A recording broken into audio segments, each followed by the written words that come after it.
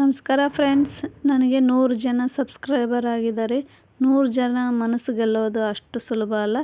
ಹಾಗಾಗಿ thank you. ಈಗ ನಾವು ಮೂಲಂಗಿ ಸಾಂಬಾರನ್ನು ಮಾಡೋಣ ಬನ್ನಿ. ಒಂದು ಕುಕ್ಕರ್ ಇಟ್ಕೊಳ್ಳಿ. ಅದಕ್ಕೆ ನೋಡಿ ಇಲ್ಲಿ 1 ಕಪ್ ಆಗೋಷ್ಟು ತೊಗರಿಬೇಳೆನ ಚೆನ್ನಾಗಿ ತೊಳ್ಕೊಂಡು ಹಾಕ್ಕೊಳ್ಳಿ.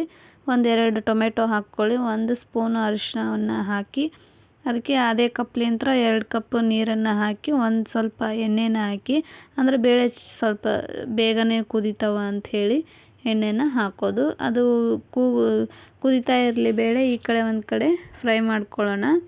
ಒಂದು ಬಾಣಲೆ ಇಟ್ಟು ಅದಕ್ಕೆ ಎಣ್ಣೆ ಹಾಕಿ ಸಾಸಿವೆ ಸಿಡಿಸಿ ಮತ್ತು 2 ಒಣ ಮೆಣಸಿನ್ಕಾಯಿನ ಹಾಕಿ 1 ಈರುಳ್ಳಿನ ಹಾಕಿ ಚೆನ್ನಾಗಿ ಅದು ಫ್ರೈ ಆಗಲಿ. ಈರುಳ್ಳಿ ಎಲ್ಲ ಹಸಿ ವಾಸನೆ ಹೋಗಿ ಮತ್ತು ಕೆಂಪು ಚೆನ್ನಾಗಿ ಫ್ರೈ ಆಗಲಿ, ತುಂಬ ಟೇಸ್ಟಿಯಾಗಿ ಬರುತ್ತೆ. ಈಗ ನೋಡಿ ಈರುಳ್ಳಿ ಎಲ್ಲ ಚೆನ್ನಾಗಿ ಫ್ರೈ ಆಗಿದೆ. ಈಗ ಉದ್ದುದ್ದಕ್ಕಾಗಿ ಕಟ್ ಮಾಡಿ ಇಟ್ಕೊಂಡಿದ್ವಲ್ಲ ಮೂಲಂಗಿನ, ಅದನ್ನು ಇದಕ್ಕೇ ಸೇರಿಸ್ಕೊಳ್ಳಿ. ಇದು ಕೂಡ ಎಣ್ಣೆಯಲ್ಲಿ ತುಂಬ ಫ್ರೈ ಆಗಬೇಕು. ಇದು ಹಸಿ ಸ್ಮೆಲ್ ಇರ್ತೈತಲ್ಲ, ಇದು ಎಷ್ಟು ಚೆನ್ನಾಗಿ ನಾವು ಫ್ರೈ ಮಾಡ್ತೀವೋ ಅಷ್ಟು ಚೆನ್ನಾಗಿ ಅದೆಲ್ಲ ಸ್ಮೆಲ್ ಹೋಗ್ಬಿಡುತ್ತೆ. ಇದು ಮೂಲಂಗಿ ಸಾಂಬಾರು ಅನ್ನೋಕ್ಕೆ ಕಂಡುಹಿಡಿಯೋಕ್ಕೆ ಆಗಂಗಿಲ್ಲ, ಅಷ್ಟು ಚೆನ್ನಾಗಿ ಬಂದಿರುತ್ತೆ. ಇನ್ನು ಸಾಂಬಾರಿನಲ್ಲಿ ಒಂದೊಂದು ಪೀಸ್ ಮೂಲಂಗಿ ಸಿಕ್ಕಾಗಲಿ ಇದು ಮೂಲಂಗಿ ಸಾಂಬಾರು ಅಂತ ಹೇಳ್ಬೋದು. ಅಷ್ಟು ಟೇಸ್ಟಾಗಿ ಅಷ್ಟು ರುಚಿಯಾಗಿ ಬರುತ್ತೆ. ಇದು ಒಂಥರ ಟೇಸ್ಟ್ ಯಾವ ರೀತಿ ಇರುತ್ತೆ ಅಂದರೆ, ದೇವಸ್ಥಾನದಲ್ಲಿ ಸಾಂಬಾರು ಇರುತ್ತಲ್ಲ ಆ ರೀತಿಯಾಗಿ ಟೇಸ್ಟ್ ಕೊಡುತ್ತೆ. ಇದಕ್ಕೆ ಸ್ವಲ್ಪ ನಾವು ಗರಂ ಮಸಾಲನ್ನು ಸೇರಿಸ್ಕೊಳ್ಳೋಣ. ಬೇಕೆಂದರೆ ನೀವು ಸಾಂಬಾರು ಪೌಡ್ರು ಕೂಡ ಸೇರಿಸ್ಕೋಬೋದು. ಇದು ನಮ್ಮ ಮನೇಲಿ ಮಾಡಿರೋ ಗರಂ ಮಸಾಲ ಆದ್ದರಿಂದ ಅದನ್ನೇ ಸೇರಿಸ್ಕೊಳ್ತಾ ಇದ್ದೀನಿ. ಇಲ್ಲಿ 2 ಸ್ಪೂನು ಖಾರನ ಹಾಕ್ಕೊಂಡು ಚೆನ್ನಾಗಿ ಅದನ್ನು ಕಲಿಸ್ಕೊಳ್ಳಿ. ಖಾರ ಮತ್ತು ಗರಂ ಮಸಾಲ ಎಣ್ಣೆಯಲ್ಲೇ ಚೆನ್ನಾಗಿ ಫ್ರೈ ಆಗಬೇಕು. ಹಾಗಾಗಿ ನೋಡಿ ಈ ರೀತಿಯಾಗಿ ಇದರಲ್ಲೇ ಫ್ರೈ ಮಾಡ್ಕೊಳ್ತಾ ಇದ್ದೀನಿ. ಮೂಲಂಗಿ ತಿನ್ನೋದ್ರಿಂದ ತುಂಬಾ ಹೆಲ್ತ್ ಇದೆ. ಇದು ಆ್ಯಸಿಡಿಟಿ ಆಗುತ್ತೆ ಅನ್ನೋರು ಪ್ರತಿನಿತ್ಯ ಮೂಲಂಗಿನ ಯೂಸ್ ಮಾಡ್ಬೋದು.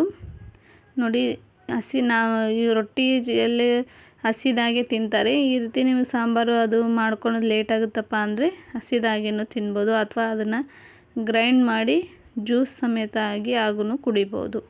ಈಗ ನಾವು ಇದಕ್ಕೆ ಒಂದು ಸ್ವಲ್ಪ ಹುಣಸೆ ರಸನ ಹಾಕ್ಕೊಳ್ಳಿ. 1 ನಿಂಬೆಹಣ್ಣು ಗಾತ್ರದಷ್ಟು ಹುಣಸೆಹಣ್ಣನ್ನ ನೆನೆಸಿಟ್ಟಿದ್ದೆ, ಅದನ್ನು ಇದಕ್ಕೇ ಸೇರಿಸ್ಕೊಳ್ತಾ ಇದ್ದೀನಿ. ನೋಡಿ ಅದರಲ್ಲೇ ಅದು ಕುದೀಲಿ. ಇದಕ್ಕೆ ಸ್ವಲ್ಪ ಬೆಲ್ಲನ ಹಾಕ್ಕೊಳ್ತಾ ಇದ್ದೀನಿ. ಆನಂತರ ರುಚಿಗೆ ತಕ್ಕಷ್ಟು ಉಪ್ಪನ್ನು ಕೂಡ ಹಾಕ್ಕೊಳ್ಳಿ. ಈಗ ಸ್ವಲ್ಪ ನೀರು ಹಾಕ್ಕೊಳ್ಳಿ, ಒಂದು ಅರ್ಧ ಗ್ಲಾಸಷ್ಟು, ಯಾಕಂದರೆ ಮೂಲಂಗಿ ಸ್ವಲ್ಪ ಕುದೀಲಿ. ಹಾಗಾಗಿ ಈ ರೀತಿ ಹಾಕ್ಕೊಂಡು ಚೆನ್ನಾಗಿ ಕಲಸಿ, ಉಪ್ಪು ಬೆಲ್ಲ ಎಲ್ಲ ಕರಗಬೇಕಲ್ವ, ಹಾಗಾಗಿ ಚೆನ್ನಾಗಿ ಕಲಸಿ ಅದನ್ನು ಕುದಿಯಲು ಬಿಟ್ಬಿಡಿ. ಈಗ ನೋಡಿ ನಮ್ಮ ಸಾಂಬಾರು ಕುದಿ ಬಂದಿದೆ. ಇದಕ್ಕೇ ನಾವು ಬೇಳೆ ನೋಡಿ ಕುಕ್ಕರ್ ಕೂಗಿತ್ತು. ಈಗ ನೋಡಿ ಬೇಳೆ ಮಸಿತಾ ಅದನ್ನೇ ಸ್ಮ್ಯಾಶ್ ಮಾಡ್ತಾಯಿದ್ದೀನಿ. ನೋಡಿ ಬೇಳೆ ಗುಂಡಿಲಿಂದ ನೋಡಿ ಟೊಮೆಟೊ ಎಲ್ಲ ಸಾಫ್ಟಾಗಿ ಸ್ಮ್ಯಾಶ್ ಆಗಿದೆ. ಬೇಳೆನೂ ನೋಡಿ ಇವು ನಮ್ಮ ಹೊಲದಲ್ಲಿರುವ ಬೇಳೆ ಅಲ್ವಾ, ಹಾಗಾಗಿ ಬೇಗನೆ ಸ್ವಲ್ಪ ಕುದಿಯೋದಿಲ್ಲ. ಹಾಗಾಗಿ ಕುದ್ಮೇಲೆ ಈ ರೀತಿ ಮಸ್ತಿದ್ರೆ ಅದು ಸ್ಮ್ಯಾಶ್ ಆಗುತ್ತೆ.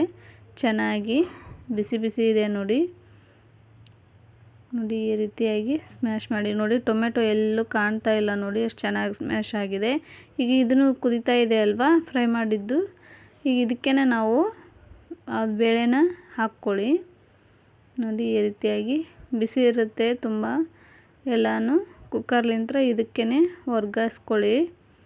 ಇದನ್ನೇ ಈಗ ಬೇಕಾದರೆ ನೀವು ನೋಡ್ಕೊಳ್ಳಿ, ಉಪ್ಪು ಖಾರ ಹುಳಿ ಏನಾದರೂ ಬೇಕಂದರೆ ಈಗ ಒಂದು ಸ್ವಲ್ಪ ಇದನ್ನ ಟೇಸ್ಟ್ ಮಾಡಿ, ಉಪ್ಪು ಕಮ್ಮಿ ಆಗಿದೆ ಖಾರ ಕಮ್ಮಿ ಆಗಿದೆ ನೋಡಿಕೊಂಡು ಹಾಕ್ಕೋಬೋದು. ನೋಡಿ ಇಲ್ಲಿ ತಿಳಿ ಸಾರು ಸಮೇತ ಮೂಲಂಗಿ ಸಾಂಬಾರು ಎಷ್ಟು ಚೆನ್ನಾಗಿ ಬಂದಿದೆ. 1-2 ನಿಮಿಷ ಮುಚ್ಚಿಡಿ, ಅದನ್ನು ಕುದೀಲಿ. ಅದು ಚೆನ್ನಾಗಿ ಟೇಸ್ಟು ತುಂಬ ಚೆನ್ನಾಗಿ ಬರುತ್ತೆ ನೋಡಿ. ನೋಡಿ ಈಗ ಸಾಂಬಾರು ಕುದಿ ಬಂದಿದೆ ನೋಡಿ. ಬೇರೆ ಕೈ ಸುಡ್ತಾ ಇತ್ತು, ಹಾಗೆ ಚಮಚದ್ಲಿಂತ್ರ ತೆಗಿತಾ ಇದ್ದೀನಿ ನೋಡಿ. ಅದೇ ಎಷ್ಟು ಚೆನ್ನಾಗಿ ಕುದ್ದಿದೆ ನೋಡಿ. ಮೂಲಂಗಿ ಎಲ್ಲ ಫ್ರೈ ಆಗಿದೆ ಅಂದರೆ ಈ ರೀತಿಯಾಗಿ ಮೇಲೆ ಅದು ತೇಲುತ್ತಾ ಬರುತ್ತೆ ನೋಡಿ. ಸಾಂಬಾರಂತೂ ತುಂಬ ಟೇಸ್ಟಿಯಾಗಿತ್ತು. ಇದು ಸೇಮ್ ದೇವಸ್ಥಾನದಲ್ಲಿ ಮಾಡಿರೋ ಸಾಂಬಾರು ಥರನೇ ಇತ್ತು ನೋಡಿ. ಬೇಕಾದರೆ ನೀವು ಸ್ವಲ್ಪ ಸೂಪ್ ಟೈಪ್ ಇದನ್ನು ಹಾಕ್ಕೊಂಡು ಸಹ ಕುಡಿಬೋದು, ಅಷ್ಟು ಚೆನ್ನಾಗಿ ಬಂದಿತ್ತು. ತಿಳಿ ಸಾಂಬಾರು ಅಂತಲೂ ಮಾಡ್ಕೋಬೋದು.